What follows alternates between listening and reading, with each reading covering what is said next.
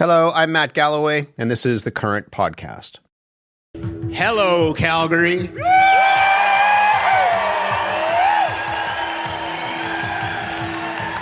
We have been here for a few days, enjoying all four seasons in the space of a few hours, and the message you get from people here to the rest of the country is that this isn't the city you think it is in 2026. Pipelines and politics and cowboys, sure, but also art and culture, incredible food, and a population drawn from around the world. It is a city wrapped around two rivers and driven by big ideas and constant change, and tonight we've got an incredible lineup to tell that story.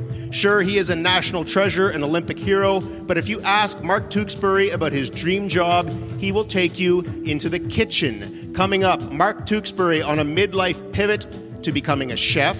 What's so funny about living in Calgary? Well, you'll find out from the Juno-nominated comedian Faris Haitia. There is nothing funny about the possibility of a referendum this fall that could take this province out of the country. We'll talk to two of the smartest political minds here about whether Alberta would be better off as its own nation. And we have a soundtrack that comes with some brand new hardware, fresh off winning a Juno Award. The fabulous Alberta songwriter Mariel Buckley is here with us. I mean, come on. You know, you get the feeling that the city was turning on the charm for us this morning. Huge blue skies and the Rocky Mountains sparkling in the distance. There is a long tradition of people coming through this town and staying put, and we've got a sold-out crowd here to tell you why. Live from the Bella Concert Hall in Calgary, Alberta, my name is Matt Galloway, and this is The Current.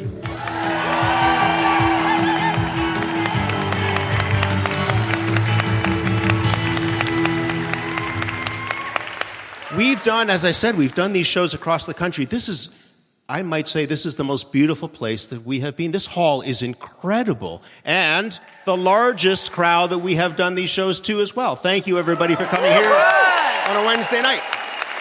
So we have some amazing music for you over the course of this evening here at the Bella Concert Hall. She grew up right here in Calgary, fresh off a cross-Canada tour. Her album, Strange Trip Ahead, just won the Juno for Contemporary Roots Album of the Year. Calgary, put your hands together for Mariel Buckley.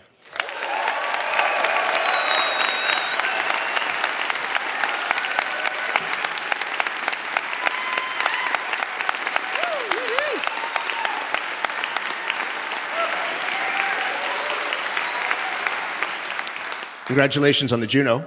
Thank you. You're going to play a song for us, Vending Machines, which I love. And I mean, tell me a little bit about where the song comes from and the moment that this song came out of.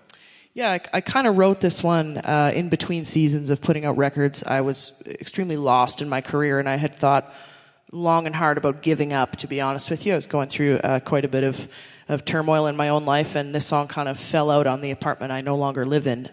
And to kind of be playing it in spaces like this after taking it on that journey is pretty nuts. The last line of the song is, I don't want to worry my mother. She's not worried anymore, presumably, now that you're a Juno Award winner. Well, she'll just find something else, and that's just as good. Live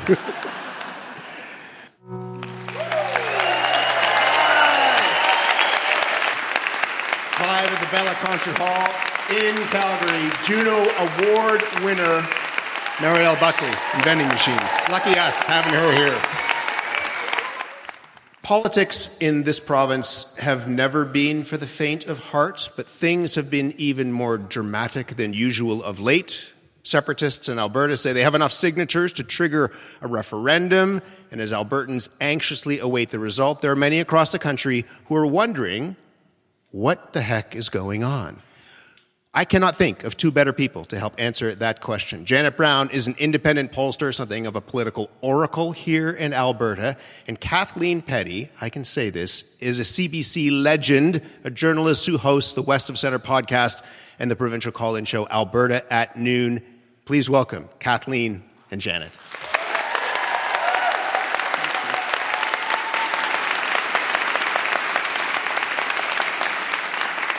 Kathleen, what the heck is going on in Alberta? I guess I had to be prepared for that question. One could use stronger language. If I only had an answer. If you only had an answer. If I only had an answer. And he's like, okay, I invited her because. I think that's a question a lot of the people in this audience are wondering about too, right? what the heck is going on. And I think what's interesting about this for me is I'm not sure how many people are paying close enough attention to what's going on and trying to figure out what the implications and ramifications of it could be. I think there are some people who are very enthusiastically pursuing this path, and obviously they're paying great attention. People like me and Janet and you journalists obviously are paying attention. But when I talk to people who have nothing to do with our business, a lot of times they sort of look at you quizzically and say, they're doing what again? And I do think that's a concern, because the general consensus is that this is where it's heading. And the stakes are high. The stakes are high. And you have to be concerned if you have sort of a population that is sort of thinking it's going to be no big deal and, it's ridiculous and this is never going to happen. Because if this goes to a referendum, people need to speak their piece and participate in the process. Janet, how much support do those who are calling for separatism, how much support do they have? And is that support gaining? So that's the interesting thing. Different pollsters are asking different questions, but there's an amazing amount of convergence on the answer. So regardless of how pollsters ask the question, we seem to be very consistently finding that somewhere between 25 and 30% of Albertans say, yep, I'm ready to vote for independence. And then you've got, 65, 70% of the population who can't easily be nailed down either. I would peg it at 30% of people say, why are we even talking about this? This is ridiculous. Of course we should be staying. But then there's this group in the middle. And right now it looks like they would vote against separation, but at the same time they're not exactly satisfied with Alberta's relationship with the rest of Canada.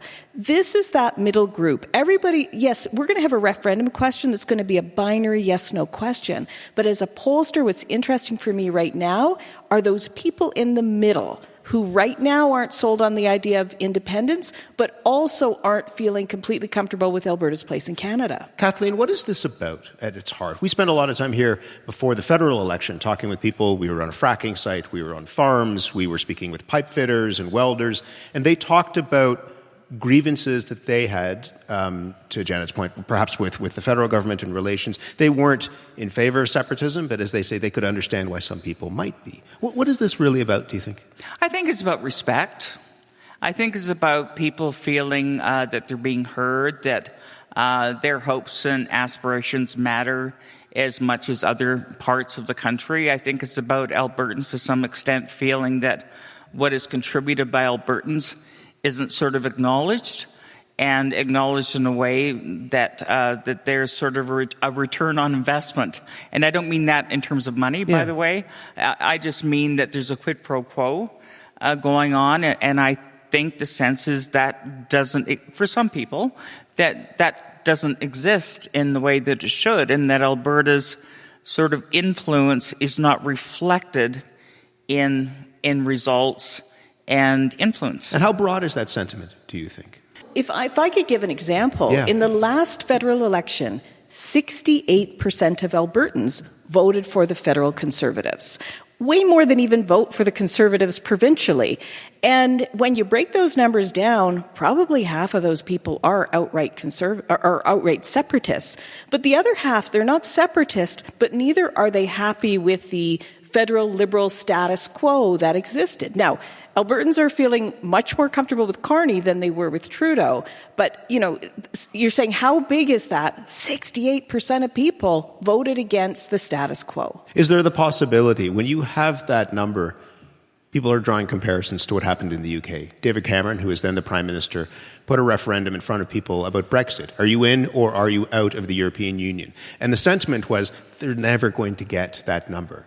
And they got the number, and they were out. Is there a possibility of something like that unfolding in this province if a referendum were to happen? This is the cautionary tale that all of my clients want to talk about.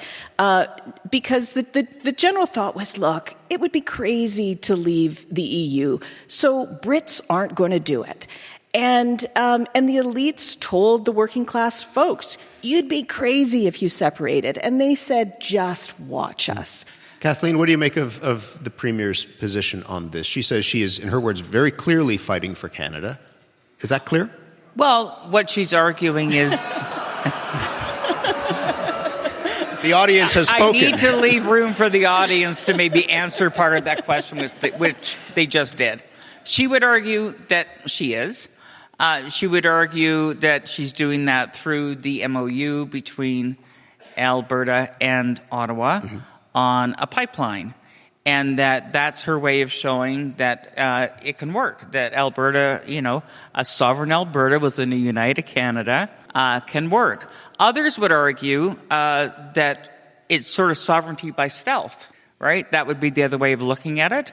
I think the broader observation, and I think it's a fair one, who's sort of the champion for the country? Who is that champion? Who's Captain Canada at this point? I think it needs to be someone, based on my conversations with people that I've discussed this with, Stephen Harper, and Pierre Poilievre, frankly. He's an Alberta MP, and I know the audience is laughing, but 68% of the vote, right, in the last election for Conservatives. He's the leader of that party. He's an Alberta MP, and I think it has to be someone, honestly, with profile. I think that my bigger sort of observation would be that there's a vacuum right now, that there's a real absence.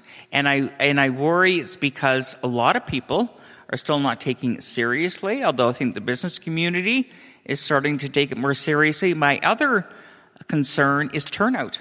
I think people have to wake up and realize, I can't say with 100% certainty it's going to happen, but it looks pretty likely, folks. Yeah. I think it's going to happen.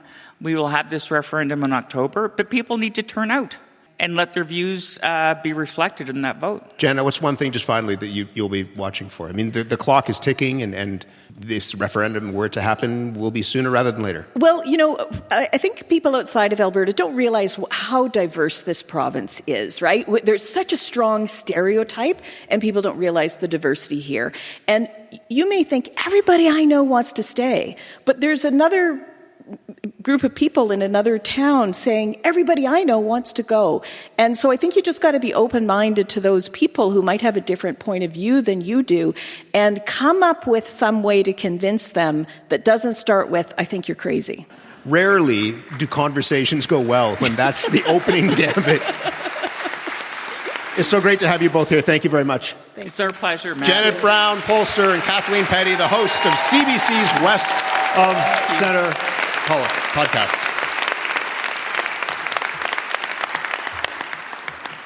I don't need to tell you that the news of late has been grim. These are anxious times, pit of your stomach kind of churning away. We could all use a laugh. And so, to help you along with that, with us here at the Bella Concert Hall, somebody who is going to make you laugh. His latest comedy album, Homesick, was nominated this year for a Juno Award. Please welcome to the stage, if you would, Faris Atiya.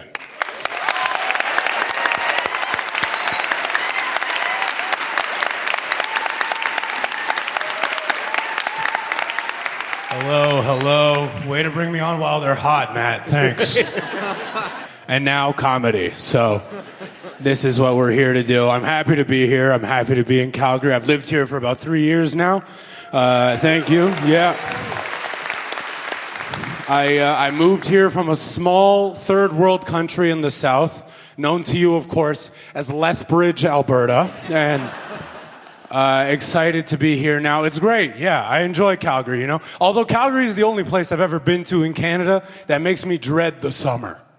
This is the only one, and it's for one very specific reason. It's the Stampede. Yeah, no, that's where I start hiding. That's where, I look for a place to go, So every year, Calgary Stampede starts, I go to Forest Lawn. That's where I go. That's right. Not a big tourist presence over there. Like, you know what I like the most about it is none of the businesses in Forest Lawn do only one thing. Everybody's multitasking. Right? That's the only place in the city where you can get a haircut, buy a suit, and wire money back home to your family, all in the same location. It's the only place you can do that. You know what I mean? Yeah, man. I go out there. I hit the hookah lounges out in Forest Lawn. So yeah, and it's funny, you know, because you go to these places and the lounges in Forest Lawn, like many of the businesses, are owned, by immigrants, many of which don't even speak English very well, you know. But a lot of them still have to decorate these venues that they own, you know. So they do it in one of two ways, right? One way that they'll do it, they'll decorate the venues with a bunch of things from their culture. So when you walk in, it's like you're stepping in to that culture. Or my favorite places, just put things on the walls that they think you want to see. Right? My favorite hookah spot, Forest Lawn, all the walls just say happy birthday. All year, all the time. What I also like about Forest Lawn is the giant tiger. There's still a giant tiger there. Some of you don't even know what I just said. That's right. Some of you have had it so good. All right, I know where we are. Bella Concert Hall, Mount Royal. You don't know what a giant tiger is?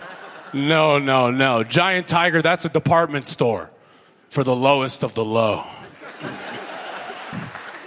That's right. That's where you go when your bank won't let you have a debit card. That's where I like to go, man, because every time you walk in there, Giant Tiger is a scrap. Every day, everyone fighting over that last pack of off-color beef, right? Soggy lettuce, stale chips, make yourself a taco salad, enjoy your weekend, right? And then you get that beef. And sure, you have to fight off a couple Somalis with no papers, sure. But here's the best thing about every Giant Tiger in this country. Every Giant Tiger, right next to it, walk-in clinic, obviously. So step out of the Giant Tiger, hop over to the clinic, let a doctor take care of you, takes care, fixes everything up, and you say, thank you, doctor. And the doctor says, happy birthday, happy birthday. My name's Faris Atiyah. Thank you very much, brother.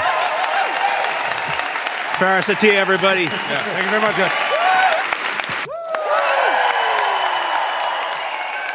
We are having some fun here. I love stories of people who have accomplished something and then decide they want to do something completely different. And our next guest is a great example of this. He is a national treasure, a hometown hero, three-time Olympic medalist, served as Canada's chef de mission at the 2012 London Olympic Games, also a trailblazer for LGBTQ rights. And over the past few years, he has made a huge life change, and he's here to tell us all about it. Please welcome to the stage of the Bella Concert Hall, Mark Tewksbury. How are you? I'm great. Thanks for being here. So you were asked in an interview, if you could do anything for a living, what would it be? And you said you are a secret home chef. Not so secret anymore. Not so secret anymore. Yeah. You've done so much. You have had this extraordinary career as an Olympian, as a speaker, as an icon, as a trailblazer. Why would you want to do something else? Why would you want to do more? And why did you decide that you wanted to go to cooking school? You know, hello Calgary, first of all. Woo! Isn't this crowd great? My whole life. So I've been a speaker for 38 years, and most of my life I had to travel. And something about the fall of 2022, when the world opened up and all the gigs that were delayed came back and I was crisscrossing the country, I just didn't want to have that life exclusively anymore. I wanted to do something that would keep me at home. We've got a beautiful public library downtown. Yes. It was January 4th. I was totally depressed. I went to that beautiful library for inspiration and ended up in the cookbook section. And went, I gotta listen to this. I learned that we have SAIT, Southern Alberta Institute of Technology, top 15 culinary arts programs in the world.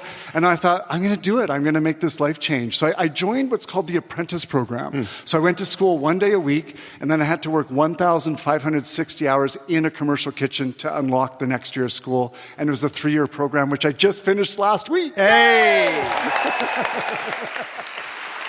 Can you go back to your home kitchen? I mean, what is the secret chef business? Are you cooking dinner every night? Well, you know what? What's the story? When I was home, every day I'd wake up and cook myself and my partner, Rob Maybe, love you, honey, a hot breakfast. And then I'd want to keep cooking, but I'd have to go to work. Yeah.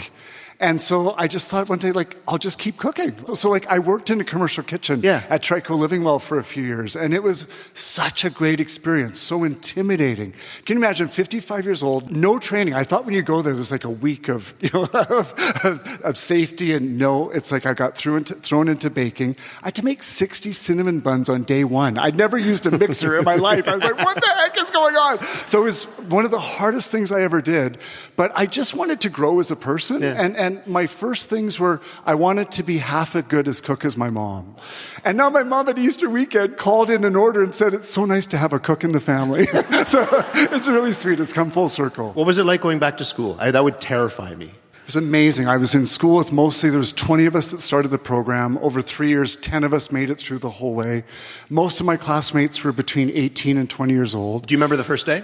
Oh, of course, I remember every day. It was incredible. And all the professors knew of my past, and none of the students did. And I begged the professors not to tell anybody. And they didn't. And so the kids I call them the kids, 18 to 20 years old. They had no clue. 3 of the best cooks were the 18-year-olds. Like, it was so intimidating. What were you worried about, though, that they would know who you are? I just wanted to be like a student with them. I didn't want to have any other, I just wanted to be Mark, the class dad, which I became.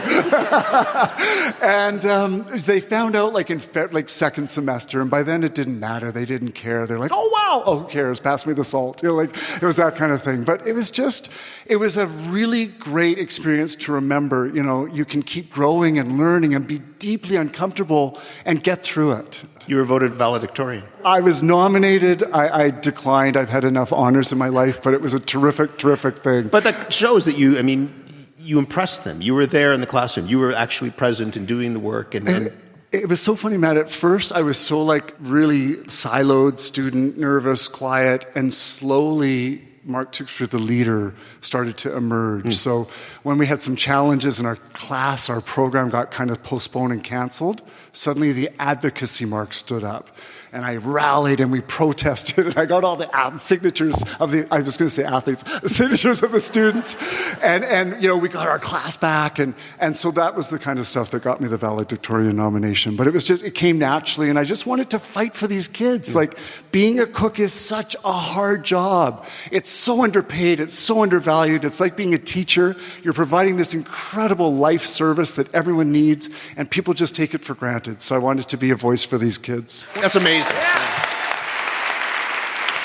was just thinking, one of the things that happens when you get to, I'm 55, you get to that age, is you think, like, this is the thing that I'm doing. Yeah, that was my age when I started. What else started. could you do? Yeah. Right? How much of that was about, like, shrugging that kind of mindset off and thinking, we're all multitudes, and there is something else out there that could await me?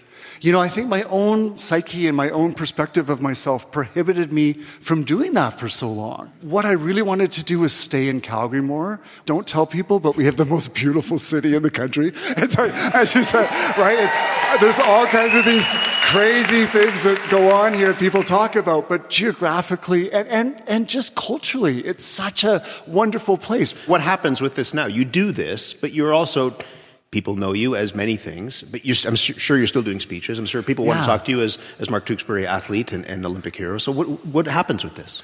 Well, I have a concept called Inspirate, the Mark Tewksbury Inspirate Experience, and it's a night of food and story delivered over 3 acts. And what makes it so interesting, it's held in an art gallery at Gibson Fine Art here locally. And there's 3 different sets. We talked years ago before I was going to do a one-man show in Toronto, and I brought some of that thinking to this. So partway through my education, I realized I'm this after-dinner speaker, but wait a minute. I could make the dinner too. And maybe I could do it all in Calgary. And that's kind of led to this really fun concept. What do you love to cook? What's your favorite thing to cook? Breakfast. Breakfast. I just love waking up and making breakfast. But I've learned I love everything. I love food prep. I love meal planning. There's also a real gift in cooking for somebody else, right? Like, that is an act of love, to make food for somebody else and serve it to them. That's kind of the fundamental requirement. I think all cooks in the world, if you actually cook, if you're left to cook for yourself, you often don't cook that well, but you just need one person to cook for, and that's the love that makes the engine run. Can I ask you about, it's been, more than 25 years since you came out? Oh, it came out. Oh, yeah. phew. Yes, no. that thing. Yeah. No. Yeah. There was that news conference in Toronto that was an iconic moment. That changed your life, but it changed people's lives as well. How do you look back on what has happened since? I'm really happy that I decided to speak out when I did. It was a different world in 1998, and I felt really alone and isolated in coming out at that moment. But I also felt like, I kind of had nothing to lose. When you're living a life that doesn't feel authentic and you're a person that values authenticity, it's just a dead-end street. I was just really losing who I was in that process. So I needed to come out for me. I remember that press conference at Betty's and Bad Times Theater. Yeah. Oh my God, and there were like 14 cameras, and I just thought, holy cow, this is like way more people than I had ever imagined. I didn't actually, on the day I came out, I did it via a one-man show at Buddies in Bad Times. So this was 3 days later, and the story just kept going, and it was an interesting time. But I've loved to see 2 or 3 generations of, especially Canadian Olympic athletes, come out and be themselves and feel super comfortable as one unified Team Canada. Everyone deserves to feel part of that team, especially people that are typically minorities. Yeah.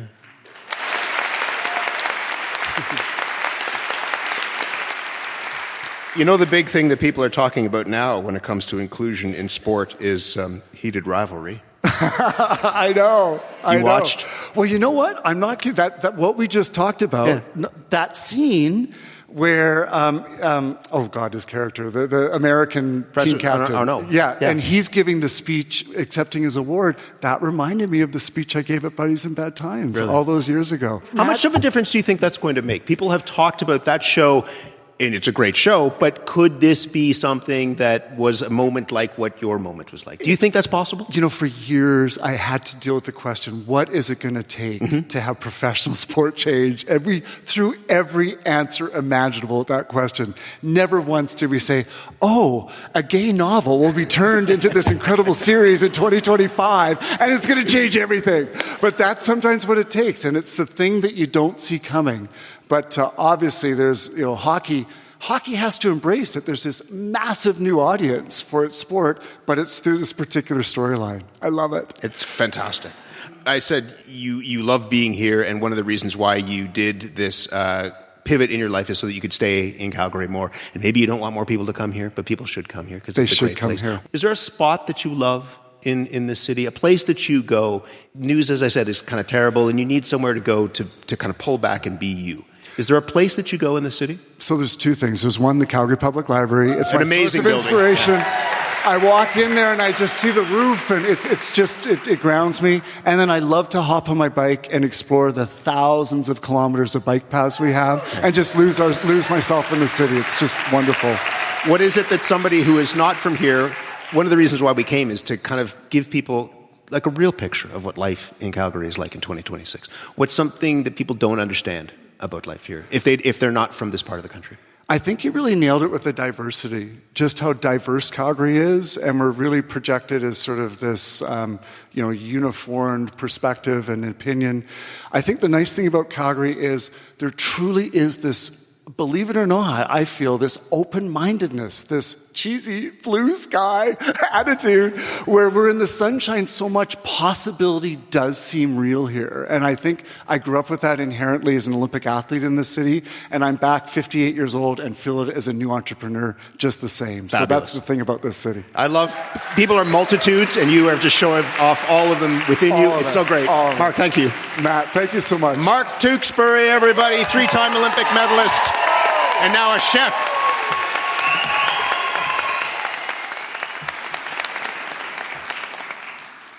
Kind of a parallel here, and you'll hear about why in a moment. Our next guest has built a globally successful publishing career from right here in Calgary. She is a New York Times bestselling author. Her books have been published in more than 20 languages. They take you into a fantasy world of magic and epic battles. That's not the only kind of action in them, though. They are romance novels. Things get spicy. Her final book in her Bridge Kingdom series, The Tempest Blade, will be out next week. Please welcome to the stage of the Bella Concert Hall, Danielle L. Jensen.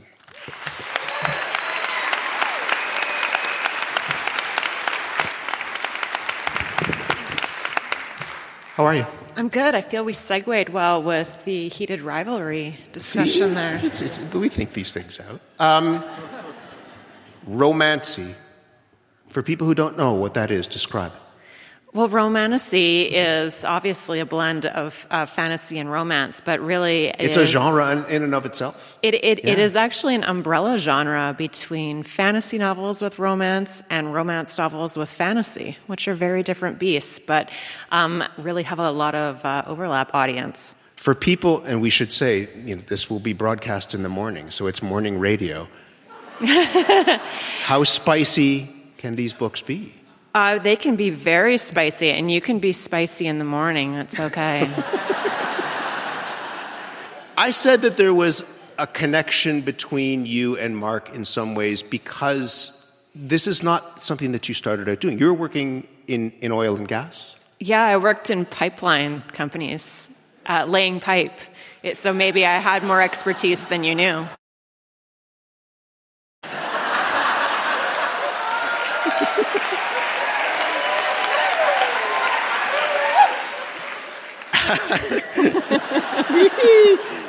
Blushing on the radio? I don't know. How did you end up doing this? Tell us about where you find space in your life for that.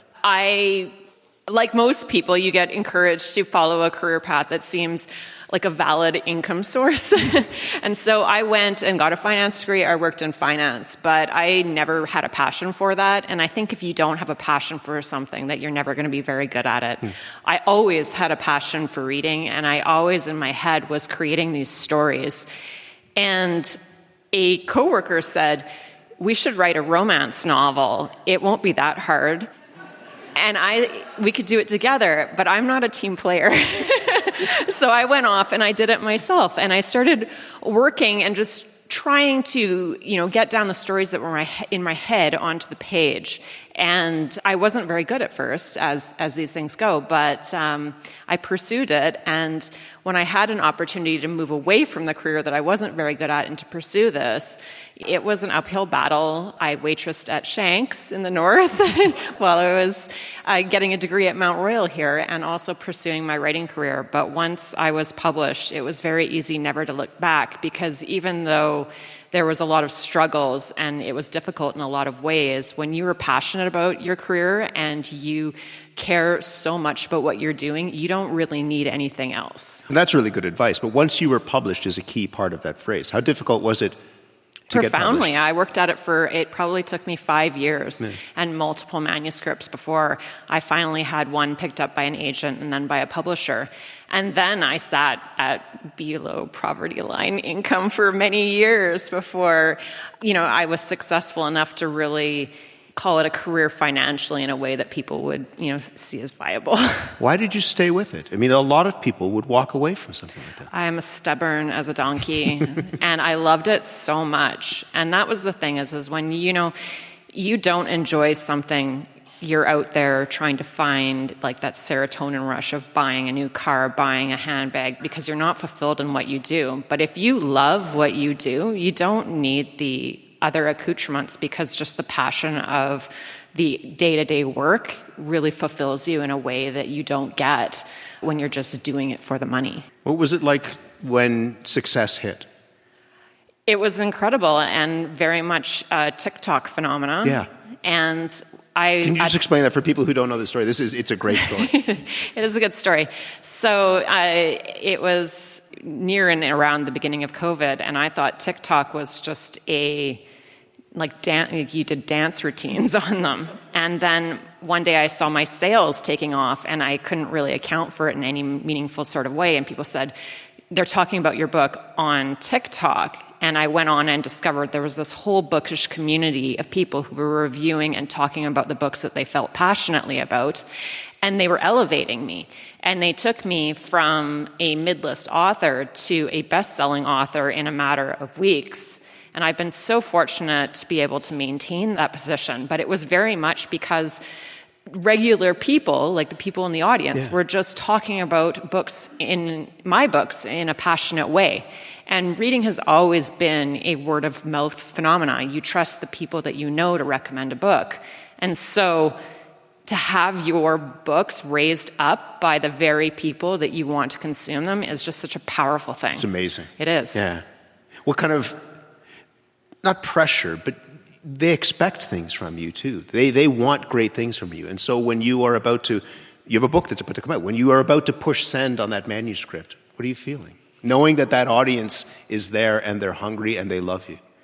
You know, it's like a good and bad ugly, because you want to be able to please everyone. And part of being in this business for a long time is you understand you can't please everyone, and that people are going to give you 5 stars and 1 stars and everywhere in between.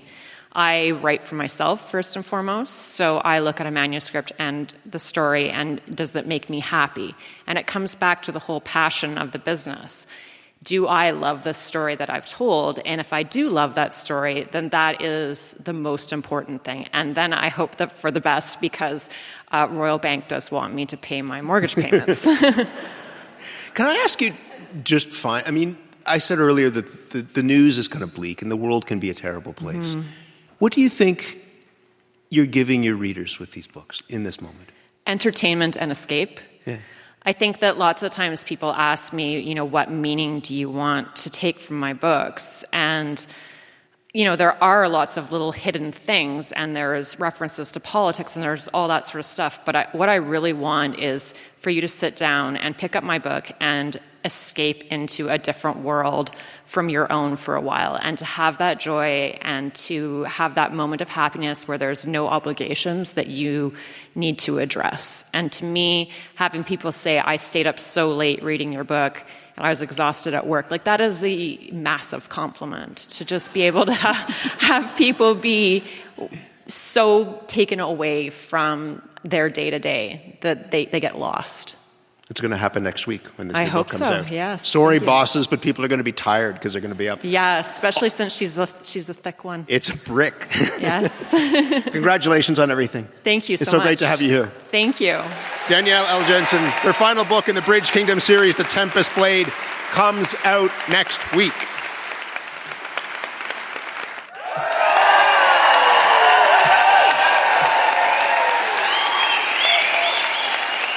It's a rowdy crowd here in Calgary. I don't have to tell you that the Calgary Stampede is the greatest outdoor show on earth. If you have a chance to visit this year, there is an exciting new event, the First Nations Rodeo and Relay, Indigenous people from across the continent coming to Calgary, and one of the people making it happen is going to join us on stage. He is a veteran rodeo judge, cowboy actor, and somebody from the Iahe Stoney Nakoda First Nation, also co-founder of a school for stunt performance. It's called Stunt Nations. Please welcome to the Bella Concert Hall stage, Marty Wildman. So I spent part of this afternoon watching videos of this relay event. Can you describe, for somebody who's never seen this, what I was watching? What is this? Well, the best way to put it is that there's the jockey is a baton, and the horses are the ones passing the baton. That's the best way I can put it. It's wild. Yeah, it does get wild. It does get Western, but it's also represents a lot of our culture and what we used to do back in the day when we used to travel to different nations and have friendly competitions with each other. And we started learning how to have races. There's Banff Indian Days was an example of a lot of races that happened. So, just having that kind of atmosphere and bringing it to the Calgary Stampede. You have to, I mean, for people they're trying to imagine what this means, that the rider is the baton. How does that work? What's happening to the rider and what's happening with the horses? Well, the rider goes around I guess the best way to put it is that when the rider goes around the track, they come off and they exchange horses. So they jump off the existing horse that they're on and get onto one that's being held by one of the back holders and then go around again. And that happens for 3 laps, and then the fastest time wins, obviously. The riders are, the best example I can think of is race car drivers. Mm-hmm. The adrenaline and the things that they get from it, the riders get the same thing. But you're not going from race car to race car. No. Generally in a race while the cars are moving. Yeah, they're going from animal to animal. And, in our culture, in our tradition, our animals are we're one with our horses and stuff. We come from a horse culture, and that culture is what we bring to the Stampede. And we hope to, in a time where people are trying to separate, we're trying to bring things together. Is there anything? That's a really.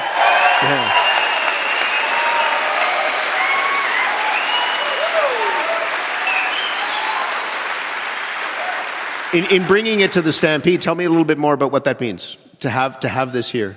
Well, the Calgary Stampede has had a long history with our First Nations people in the Treaty 7 area, and for Stonies we call it a Wichispa.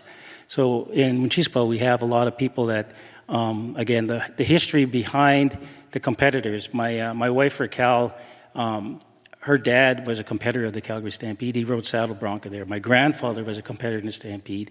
Back in the day when I was younger and 40 pounds lighter, I was able to ride buffalo back in the day. They actually had buffalo riding back in the day. So there's a lot of things that our history, that our families have all been a part of, not only in the Elbow River camp. They've all the families over there, the tradition that they bring forward, right? So to us, for having it here in June, and it brings up a lot of First Nations athletes, and not only just the athletes, but the equine athletes as well. They bring all that to Calgary, like the hub of rodeo in Alberta, right? We want everybody to experience that, where, at a time where people are competitive, like in the PRCA rodeos. So First Nations people are starting to make their mark on the PRCA rodeos. We got great rodeos, or people like Eric Rogers, Derek Begay, people like that are coming to Calgary, and they're going to showcase their talent. Like we have breakaway ropers. Bailey Bates is a great breakaway roper. There's a lot of people that are influencing our younger generation. So bringing it to Calgary, in the heart of Treaty 7, it means a lot to the Calgary Stampede, because again, in a time when people are trying to separate, we're trying to bring people together. Can I go back just finally to the baton? Is there anything, I'm just fascinated with it, partially because I would, all my bones would break at once probably, but is there anything else that you've ever done in your life that compares to that experience, that compares to the feeling that you get from that? I'm not going to, there's nothing more free than jumping off a fast-moving horse and onto another horse. To me, I skydived once. Yeah. And it was like dying and being reborn. I would have to say that comes close to it. This is like that. It's just like that. Yeah. I'm glad that you're doing it. And people are going to watch this and they're going to be amazed. As I said, I spent a good chunk of time this afternoon watching these videos, and it's something else. Marty, thank you very much. Thank you. It's a real pleasure to meet you. Yes, for sure. Marty Wildman. He's a First Nations rodeo judge, cowboy, actor, stunt performer, co-founder of Stunt Nations, and that First Nations rodeo and relay makes its debut at the Stampede here in Calgary in July. This is a special edition of The Current in Calgary. My name is Matt Galloway. We are here at the Bella Concert Hall. People snapped up these tickets in a blink. They just disappeared. So we're delighted to have a full house here and some really great guests to talk about some big issues that are in play in this province right now. Since Donald Trump started threatening to make Canada that 51st state, there has been, as you know, a huge push to move quickly on nation-building projects. It's once again put pipelines at the center of a national conversation, and one pipeline in particular, one that would move oil from this province to the northern BC coast and then on to Asian markets. With us on stage are two of Calgary's top business leaders. They are pushing to make that happen. Alex Pourbaix is a veteran of the oil industry, board chair at Cenovus, one of Canada's biggest energy companies, and Deborah Yedlin is the CEO of the Calgary Chamber of Commerce. It's great to have you both here. Thanks, Veer. Spoken to you both on the line. Great to have you here in person. Alex, make the case for this pipeline. You are co-chairing the province's West Coast Pipeline Advisory Group. You were working on a pitch for the Major Projects Office, which is meant to accelerate these sort of big ideas. So what's the case for a pipeline? Well, I mean, really simply, Matt, Canada has one of the largest resources of oil in the entire world and a long history of producing it ethically, safely, and environmentally. The world is going to consume oil and gas.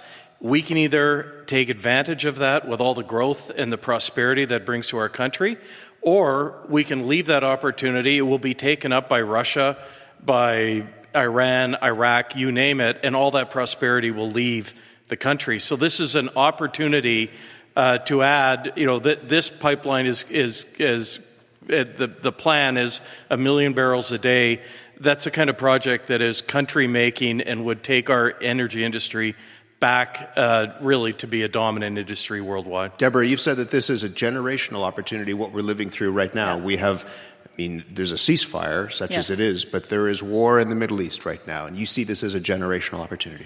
Absolutely. I think what we've discovered in the last few weeks is that once again we're reminded that everything we do every day takes energy. And 4 years ago, we had a taste of what that disruption looks like.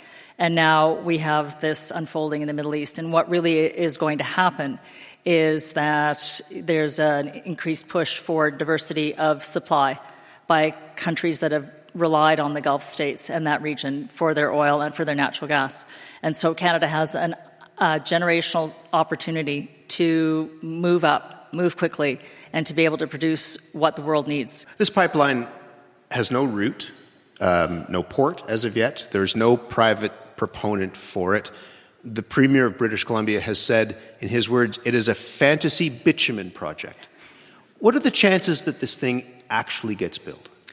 Well, I think that we have to think about it in the context of what we can do for the world rather than succumb to internal squabbles. And I think Canada is seen as a secure, stable country that can supply the world with what it needs. And quite frankly, the BC government needs to understand that to obfuscate this is at the expense of the country and actually at the expense of global stability. So it's not just about BC anymore. It's about Canada. It's about the world. I want to come back to BC in a moment, but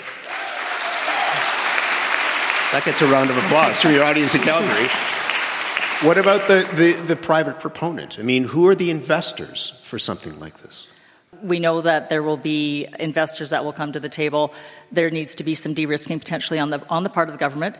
But what does that mean? It means that potentially there's some sort of mechanism where there's certainty that the project can go ahead. And I think that's the biggest challenge. We had 12 years for Trans Mountain to come online. We don't have 12 years. Nobody has 12 years. And so what's the certainty that can be provided in order for the production to be increased, to fill the pipeline, and for the pipeline to be built? Is certainty Canadian taxpayers putting money into this? Not necessarily. It's regulatory certainty. It's the fact that there's no more lawsuits, et cetera, and obstruction of the project going forward, which Alex is very aware of. Alex, is there the possibility that Canadian taxpayers will be the owners of another pipeline? No, I couldn't even imagine. As Deb said, the real challenge here is over the last decade, a series of regulatory enactments have been made. The BC tanker ban, Bill C-69 carbon emission caps, so forth, that the international investment community has largely abandoned Canada. And all those, if you look back, you look at the companies that were proponents, TransCanada with Keystone XL, Enbridge with Northern Gateway, they ended up having to walk away from those projects and lost billions of dollars. And I think that's why the Premier had this idea that if the province starts out as the proponent and is able to do a good deal that includes regulatory reform, there will be an opportunity to transfer that over to a private sector proponent. But could I ask you, you mentioned the tanker ban. The coastal First Nations in British Columbia say this will not happen. That is their line. This will not happen. Well, every day tankers from Alaska are going down those exact pathways. So it is happening every single day. But if they say that a new pipeline won't happen, and it's not a political statement, it's from these First Nations who they say it can't happen because that this will be the potential destruction of waterways that they depend on, that they live around. If BC doesn't want it, does BC not have a stake in this? Does BC not have a vote in this? No, this is a federally regulated pipeline.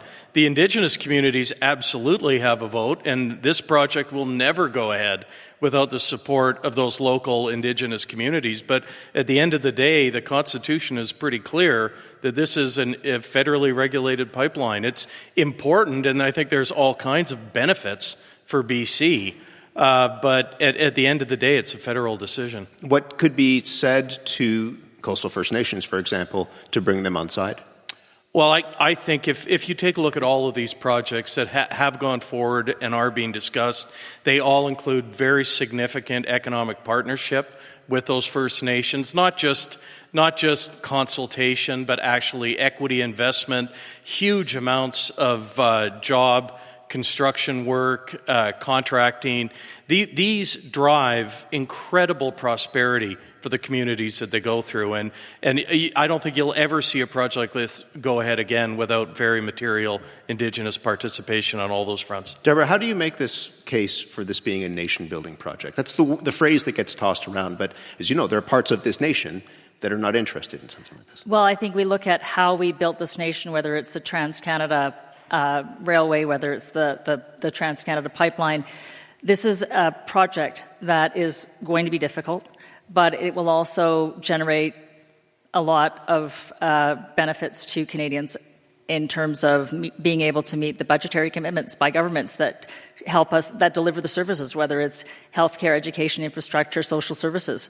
We need to figure out we need to generate that economic activity. And there was a joint study with ATB and Studio Energy, $31 billion you don't sneeze at. And when you need to really increase the economic activity of the country, when you want to make sure that you have a lever that you can pull quickly, it is the energy sector. And we've looked at our productivity index. We know that productivity per capita in Canada has been falling. Reviving and growing the energy sector is actually one way to grow the economy meaningfully. To those who do not want a pipeline, who say, and it's interesting, we were looking at photos of the last time we were here in Calgary when the sky was orange and you couldn't see the Calgary Tower because of the fires that were burning in Alberta. Jasper largely burned to the ground because of wildfires that have been goosed by a changing climate. This country has made climate commitments to emissions reductions, and there are people in this country who would say a new pipeline in the face of that is crazy. What would your answer to them be? How do they expect to live? Everything we do every day takes energy. And I think we have to recognize that the sector itself, the energy sector as a whole, has worked very hard to decrease the emissions intensity, whether it's in the oil sands or natural gas. Nothing is perfect, and everything is a bargain. And certainly there are measures that the federal government wants to put in place, whether it is on the methane equivalency that was just agreed to, whether it is on the Pathways project, which is a carbon capture project, and what I just referred to was part of the MOU that was signed in Calgary between the Alberta government and Ottawa in November. And so there are steps being taken to address the fact that there is concern about the increased production. But having said that, carbon molecules don't have passports. What we do in Canada, if we stopped producing from the oil sands today, it would make a bit of difference on the global stage when it came to global emissions. So that's the context. So let's think about that.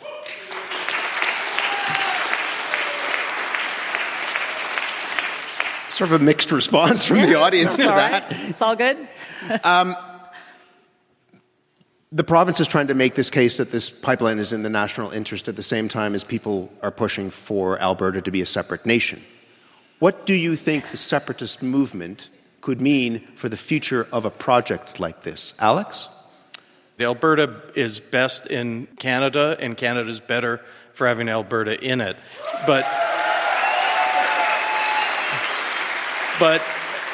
people have to realize that some of the concerns that have been raised are very valid.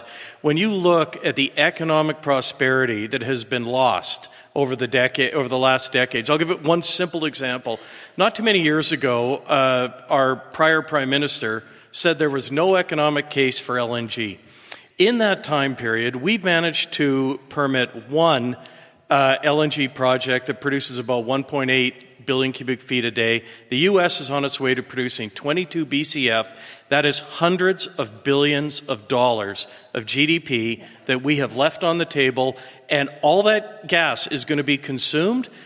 None of the benefits are going to go to Canada. That is just a huge issue. But do you worry that the case for a project like this is undermined, that perhaps people won't invest because there isn't certainty about what's going on in Alberta itself?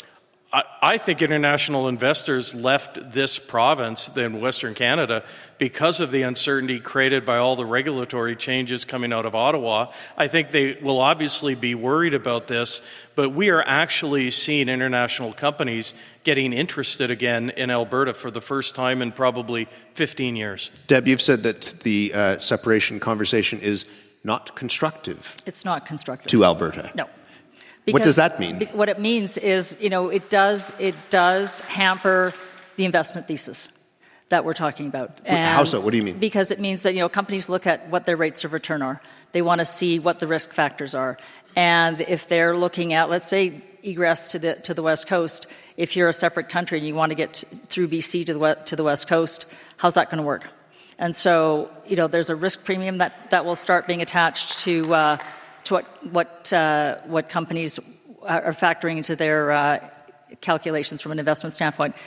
And quite frankly, it's not good for the province either. I mean, if you look at what the Alberta bond spreads were doing before the outbreak of conflict in the Middle East, they were widening. That tells you that investors are watching. It's good to have you both here. Thank you very much. Thanks so much. Deborah Yedlin is the CEO of the Calgary Chamber of Commerce. Alex Pourbet is the board chair at Cenovus, one of the biggest energy companies in this country, and also co-chair of Alberta's Pipeline Technical Advisory Group. We're in Calgary, and we have had a soundtrack courtesy of an award-winning musical guest, this year's winner of the Juno for Contemporary Roots Album of the Year. Please welcome back to the stage of this Bella Concert Hall, Marielle Buckley.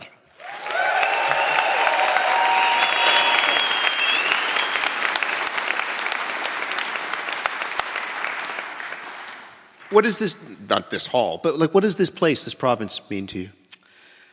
Oh, gosh. Well, I mean, the prairies in general, and obviously my hometown and the province, I think at our best, we sort of do a great job of being innovative and working really hard and caring for the land. And to me, that's kind of the cornerstone of how I try to write music as well, is trying to incorporate all those things. So that's what it means to me when we're at our best, that's for sure. How do you think the place comes through your music? Like, people talk about terroir, do you know what I mean? This is the thing that is representative of the thing that you're consuming. So how is the place kind of flowing through your music? I think there's a lot of reference to like liminal spaces and a vast sort of bleak feeling that we have all experienced when driving on the QE2 specifically. And also the beauty of like the strip mall, and there's like, your local bank and a Chinese restaurant and like all of these amazing things that have come together to make these small towns and bigger cities. It's just, I think it all shows up in my music in all kinds of ways. What is it that people outside of this province, what don't they understand about Alberta? Well, I think they don't understand that we're working hard to be different. I think there has been an opinion of Alberta for a long time of a very right-leaning sort of amalgamated thinking, but there are a lot of people here that want to see a lot of things change and that are trying to change old things to be better.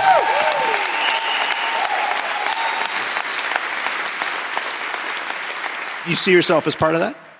I mean, I hope so. It's hard not to swear, Matt.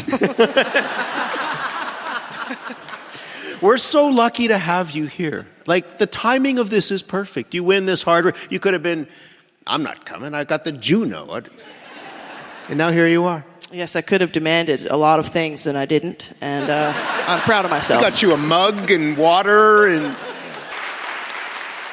that is it for The Current from here in Calgary, Alberta. Thank you to Marielle Buckley for the soundtrack, and thank you to all of our guests who joined us on stage, and thank you to this sold-out crowd at the Bella Concert Hall for being here. What an amazing group of people you all are. Thank you for showing up and giving it up.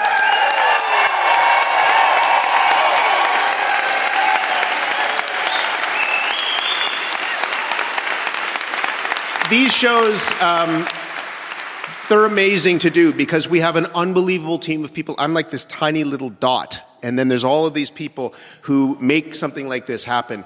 Thank you to the producer of this program, Julie Chrysler, our network producer and resident Calgary expert, Allison Dempster, our technical producers, Austin Pomeroy and Jeff Kynock. The executive producer of The Current is Lara O'Brien. The team at CBC Calgary has been amazing at giving us their inside knowledge. They know this town inside out, and they made us feel so welcome.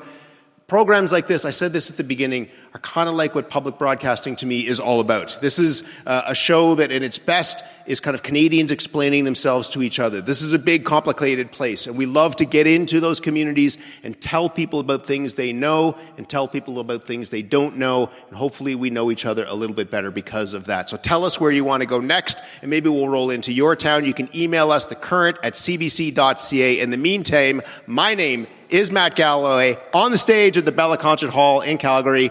Thank you, Calgary, for the welcome, and thanks for listening to The Current.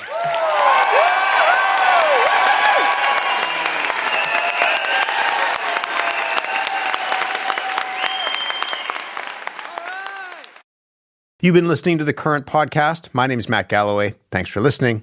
I'll talk to you soon.